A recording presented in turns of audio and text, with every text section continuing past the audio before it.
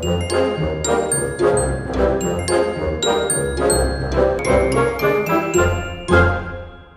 and welcome everyone. Our next session for today is with Mr. Shahrukh Mushtaq from the National Institute of Technology in Srinagar, Kashmir. Shahrukh is the incubation manager at Innovation Incubation Entrepreneurship Development Center. His role is to facilitate to help innovators, budding entrepreneurs in their journey of taking an idea, a product or a service to the market. He provides support with refining the business model, marketing model, manufacturing the prototypes, and seed funding.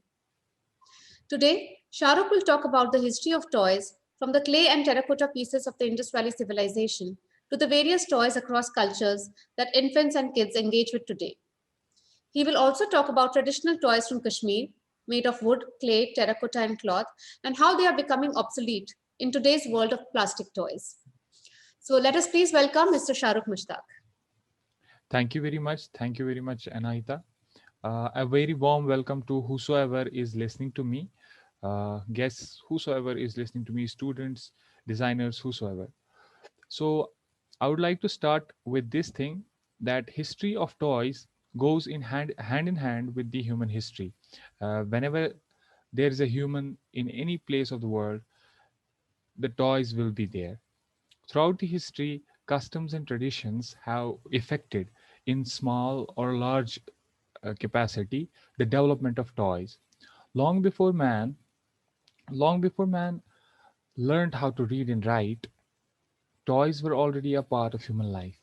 Indeed, they were, and we can call them as infants' companions. While we were being brought up by our parents, they used to make us sleep by making us hear to lullabies, which vary from region to region. Making toys for kids and newborns were indeed a matter of interest and pleasure in human life, and not a necessity. Indeed, making toys is not a necessity. We don't, the toys are not edible as such, but we instead get pleasure from them. Our kids get pleasure from them, and the newborns as well. It is evident from the archaeological proofs that among the Indus Valley civilization, the Harappans, and the other civilizations like we can say Mohenjo-daro sites, they can give you a proof that they also used to have toys made of clay, terracotta, and wood. All of them are preserved in whomsoever have been found are preserved in museums and places where artifacts are stored. It is basically a natural instinct of newborns and kids that in their infancy they are moved they are moved by the articles and things around them, such as they were made in the older civilizations in the world.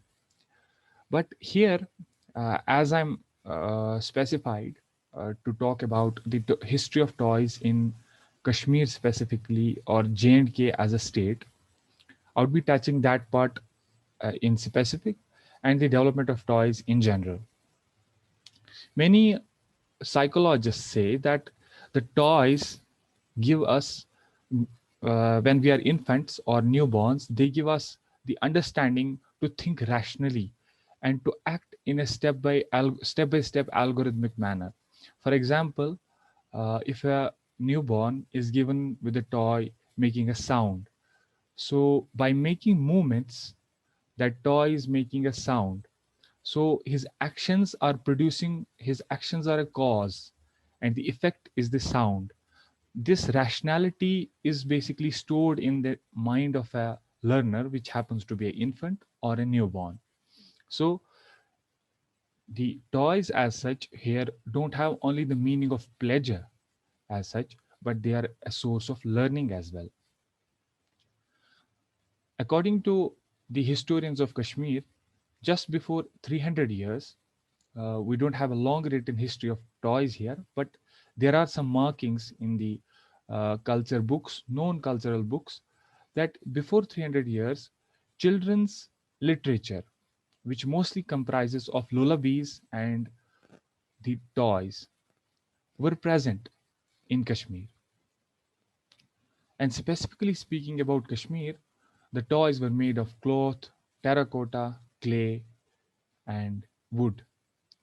Though wood may not have survived throughout the ages, it may have gone down uh, in the form of fossils.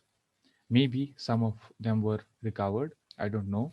But stone, clay, the toys made of those materials have been recovered and they are well preserved in places like museums and artifact stores.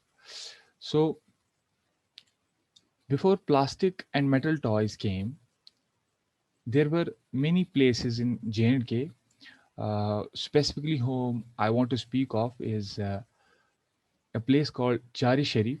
It's a famous place here. It basically contains a Sufi dargah there. So there it used to have a market wherein the locals used to make toys and sell it to the people around them, or whom the people who pilgrims who used to pay obeisance at the shrine. They used to also buy toys from that place. Chari Sharif, name of the place. It's in the Pulwama district. Then also there was another place called Baba Rishi. It's towards Gulmarg side. Gulmarg is famous as a tourist location. It's in there also. Uh, Baba Rishi is a place towards Gulmarg. Uh, whomsoever have a luck to visit Gulmarg should pay a visit to Baba Rishi also, to have a hands-on approach for this also, to have a hands-on know-how of this thing. This Baba Rishi is a place in the North Kashmir, wherein also the archaeological evidences have been found that there was a market there in the past where people used to sell toys. And it's written down in the cultural history of J&K also. Then also in Srinagar, there were two places wherein the toys were sold in large numbers. Firstly is Jamia Masjid. The Jamia Masjid is as now currently in its pristine form. It has been renovated a couple of times, though it's known for some other reasons. But it has a market around it, Jamia Masjid, in which these toys are sold to this day, but not of those pattern and those textures which it had once upon a time. But the market is too old that it has its own history of selling the toys. And then also Hazrat Bal around there's also a shrine in Hazrat Bal. To this day, we have a market there, and in that market, at that time, there also used to be the toy market, wherein the locals used to make toys and sell it to the pilgrims who used to pay obeisance at the shrine and come to the shrine and visit the shrine. They used to also buy toys from there. One of the famous toys in the written history of J&K, specifically Kashmir, was a wooden ring. It was a wooden ring uh, which was basically tied with threads from the inside, and then smaller rings would dangle around inside the larger circle, inside the larger wooden ring. And it was kind of when you hold it, this wooden ring in your hand, and dangle it around, the little rings inside the larger circle would basically devolve, or like a pendulum, they mm, basically do a to and fro motion, and which used to amuse and give a pleasure to a newborn, or a kid.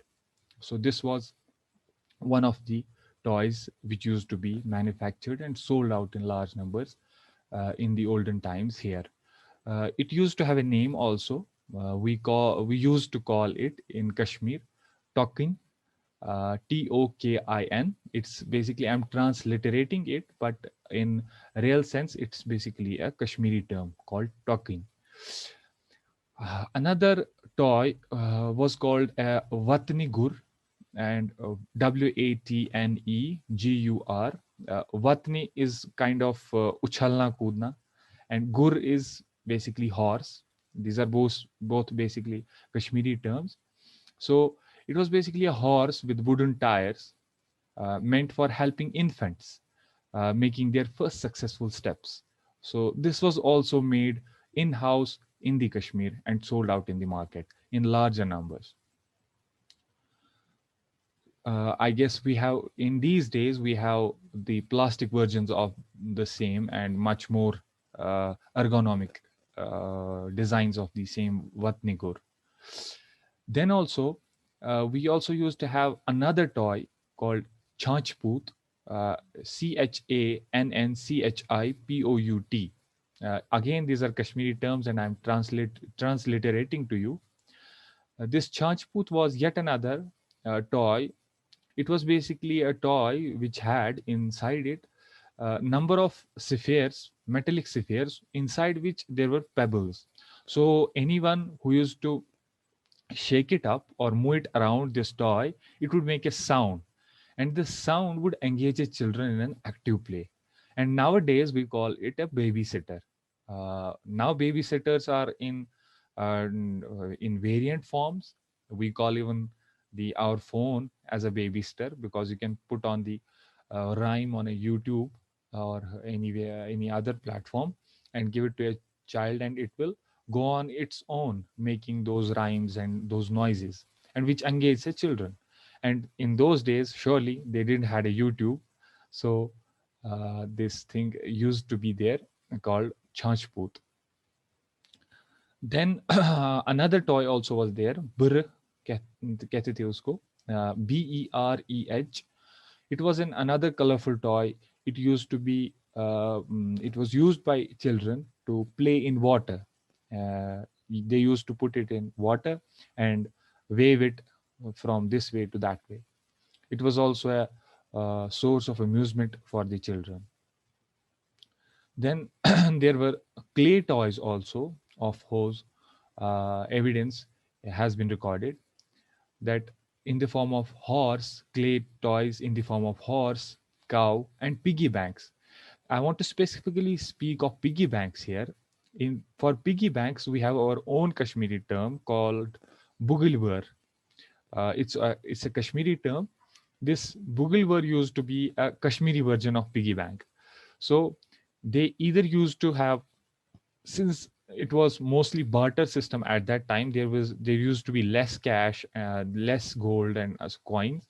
So barter system was more at that time. So bugilwar at that time was more of a toy. But in the later times, just some 30, 40, 50 years before in Kashmir, it started to be used as a real piggy bank wherein kids would save money or store money whomsoever they want to save. So this piggy bank had its own Kashmiri version called Bugilwar.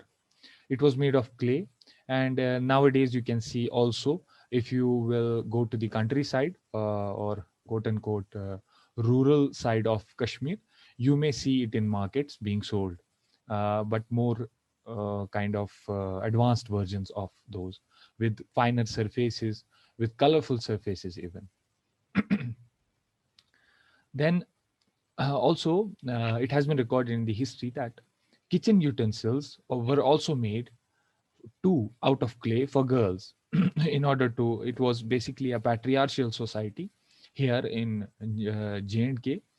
So they used to give swords and other things like heavy things to kids, male kids, and to female kids they used to give these colorful toys, kitchen utensils for playing and basically associating themselves with the locale.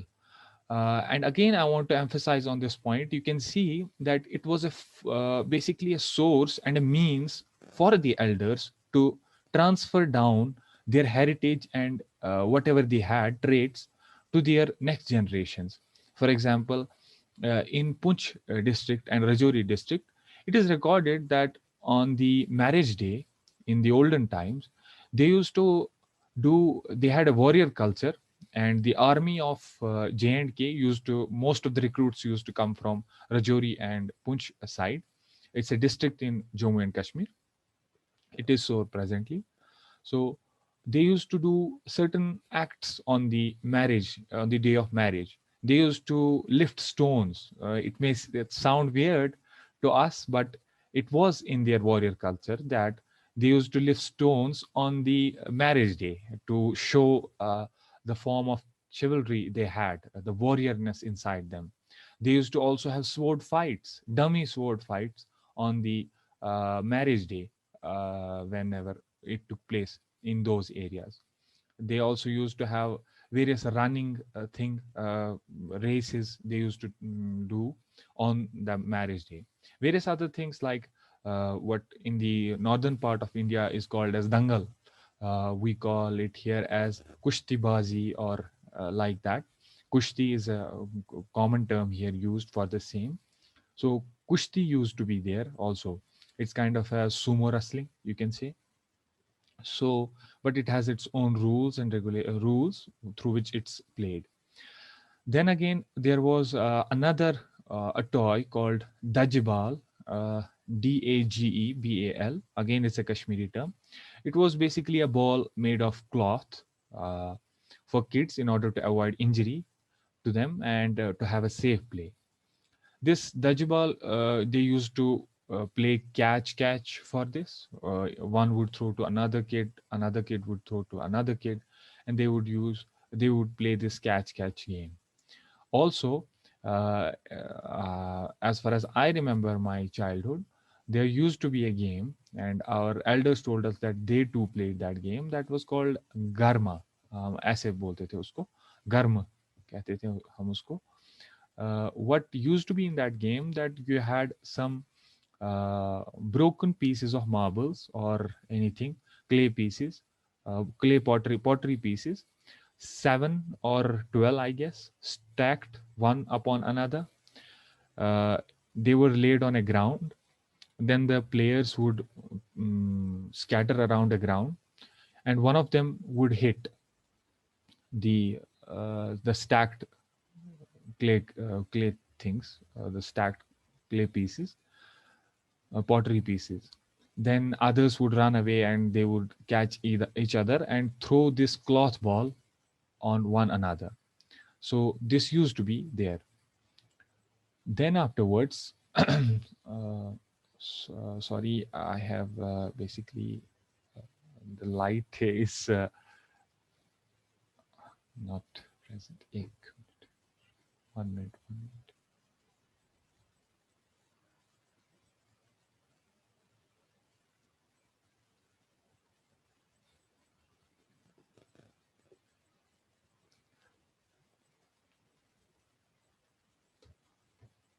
One minute. Okay. So what happened afterwards is that in this dodgeball game, they used to throw this cloth ball uh, onto one another in order to basically out him out of the game, and the play went on and on and on. Afterwards, this was basically the part of the history or toy history which I was talking about regarding the Kashmir region. Then comes the Jammu region also. Regarding the Jammu region, we have little less historical accounts of the wider history of Jammu, but there is a book written by an author based in Jammu, but he also says that it's a scant history of Jammu. Means one shouldn't refer to it. It has been drawn out just to basically make people understand about the fact, understand about the history of Jammu. So, what I would be telling you regarding the Jammu region is not very much evident or backed by historical grounds, historical archaeological proofs. It's based on documented documentations by individual people, individual historians, whom used to be attached with higher families, higher ups, and the royal families of Jammu. They used to have a game called Kinu. Kinu is again the Jammu version of the Garma. the cloth ball game, it's there also. Then there were other games also, but specifically I would speak of a specific toy that's called as uh, that place is called as uh, Baba Agarjito. It's in Jammu region. It's in uh, Katra and Riasi. It's in between there. It's a religious place. People go there. People pay obeisance. Now, what is special about that is that around that Baba Agarjito religious site, it's people go there as devotees for some need. They have spiritual belief in that place. What is special about that place is that they used to, and they do it now also, buy dolls and male dolls, I can say. They used to buy these little toys and pay it as an obeisance to that place called Baba Agarjito. It has its own history. Uh, it's Agarjito and Baba Agarjito and his daughter.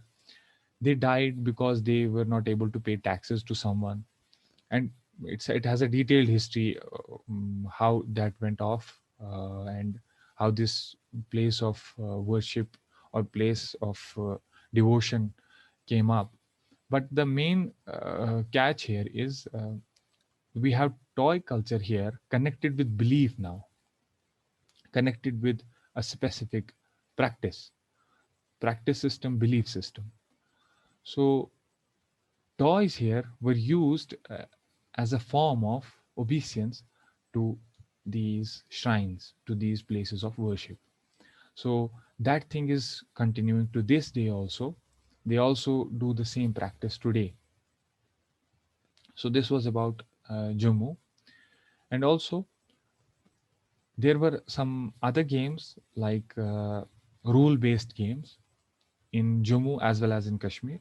When the Misa ke, it's a historical thing that happened when Britishers came here. So they brought up certain games to Kashmir and to Jammu also. In Kashmir, we have a famous place called Golf Club. The Britishers, they used to play golf there. So golf from the Britishers, it went to the locals. Now locals also play golf here.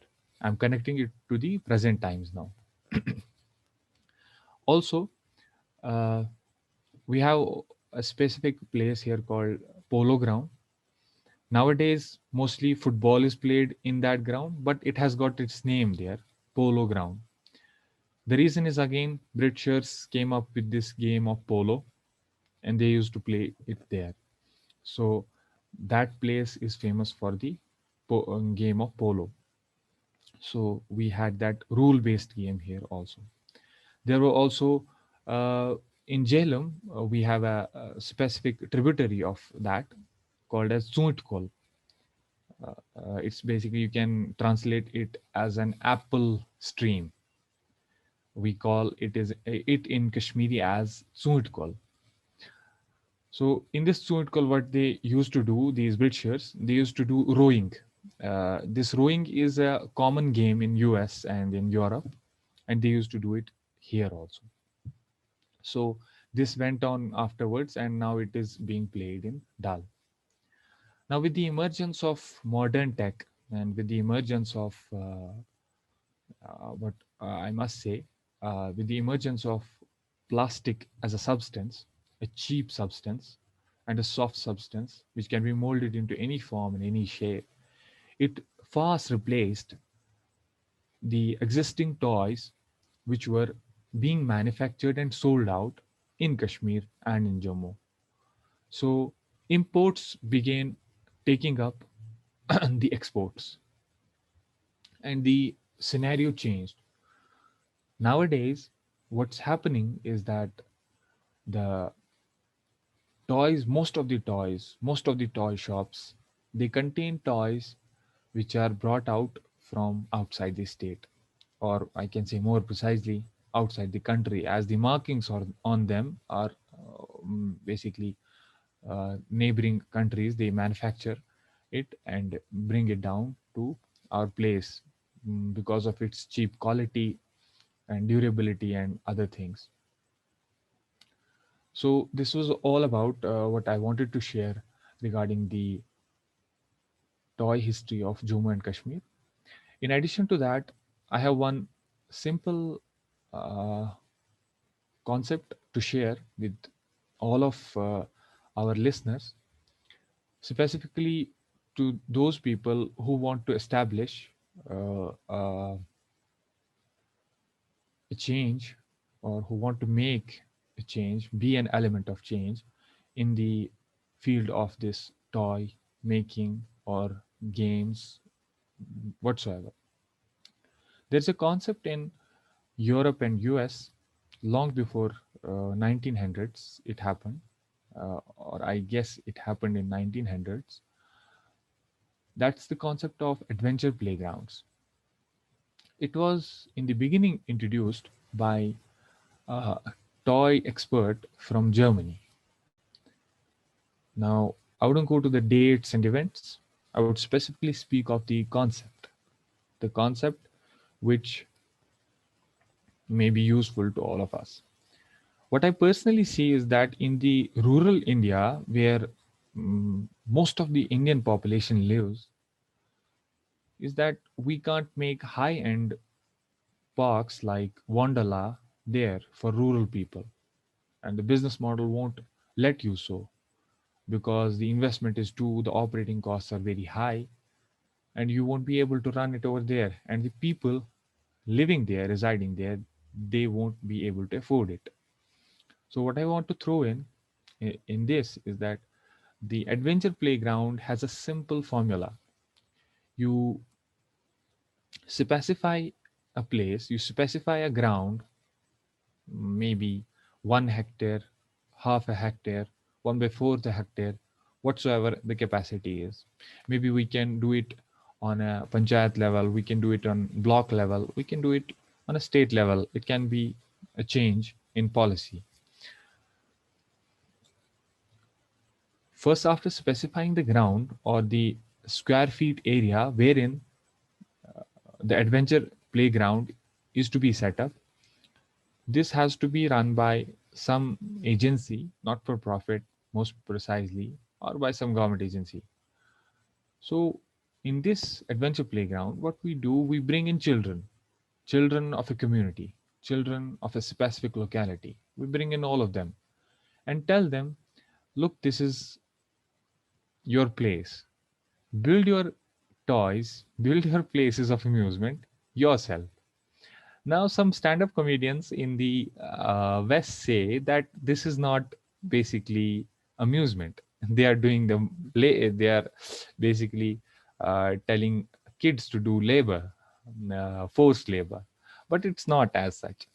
I told you in the beginning that the toys and the games are form of learning, and they were used to.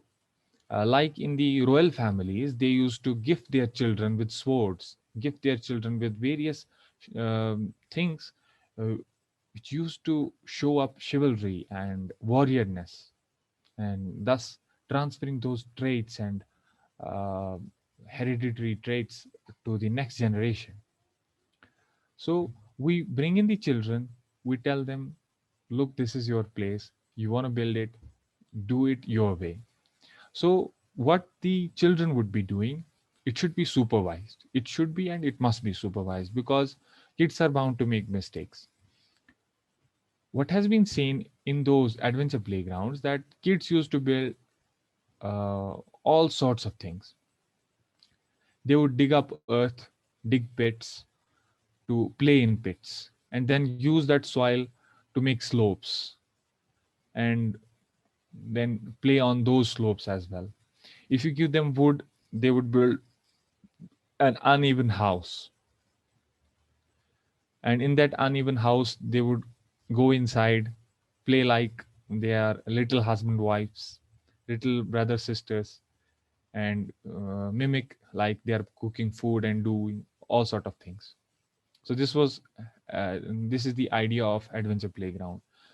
The kids do all the things by themselves. They build it over and over and over again. They make mistakes, they reform the model, they do it again. They may keep on upgrading this place, adventure playground. And why I see this as a formidable model for the rural India, because government cannot put much resources into rural India just for the pleasure of a newborn, just for the pleasure of a kid aged 3 to 6 years old, 3 to 6 years old. So adventure playgrounds can form a change in the field of amusement for rural India, and it may remove the class difference also. It can act as a pioneer for that. It can remove the class difference also.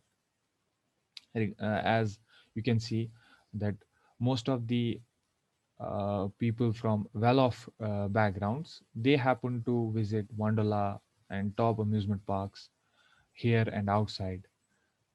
But the people from countryside or the specific rural backgrounds or the poor or underprivileged backgrounds, they don't happen to see any kind of these high-end amusement parks. So I see this adventure playground can form a change in this part of toy making and playing games. Also, what I want to share afterwards, this adventure playground, remind you all that toy making has also its rules. It has to be safe, it has to have low hazard, low risk, it has to have many things.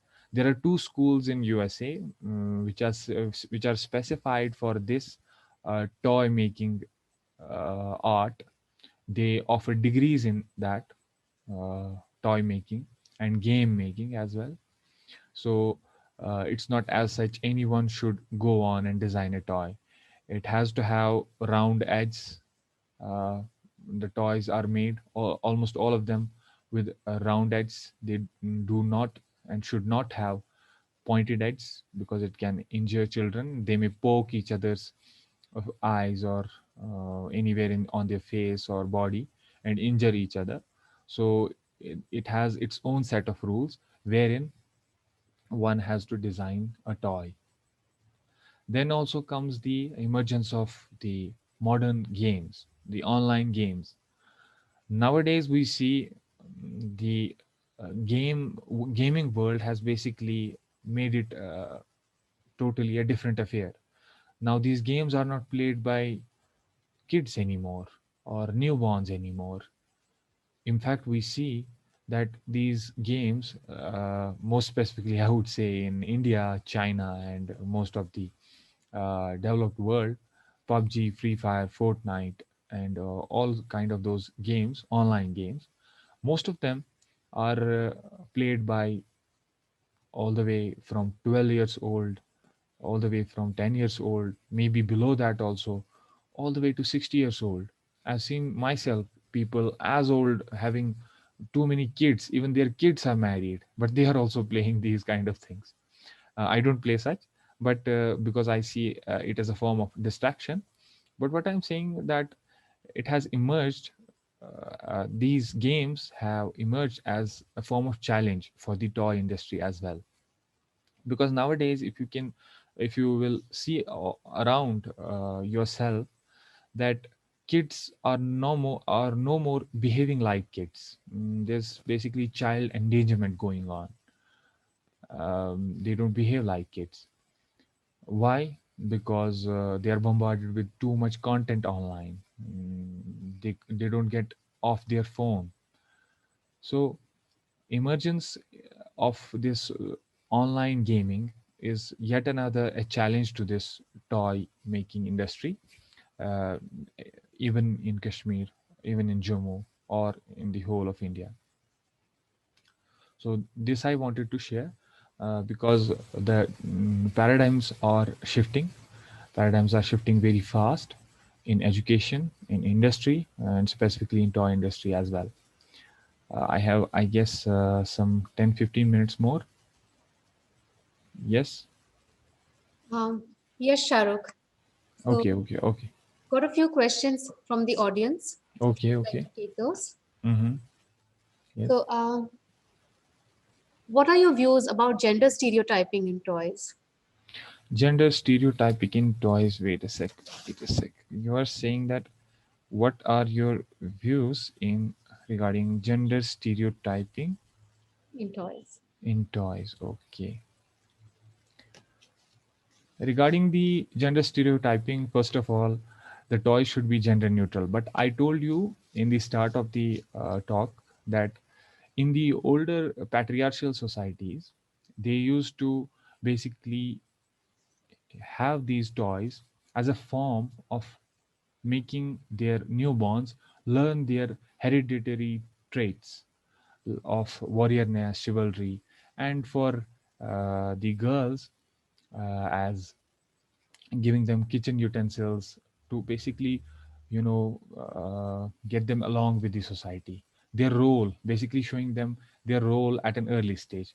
But yes, gender stereotyping is seems to be an evil, but um, it's not as such good. It's my own view. I own it. It's not as such good, but it can be helpful at certain places. It can be helpful at certain places. For example, we use Barbie most of the time. We don't use Barbie for males. Why don't we say gender stereotyping at that time? We have certain set form of toys for males, certain set form of toys for females, but to show the good part of them, maybe beauty, uh, and in case of guys, they may use a Hulk to show the warriorness and the strength.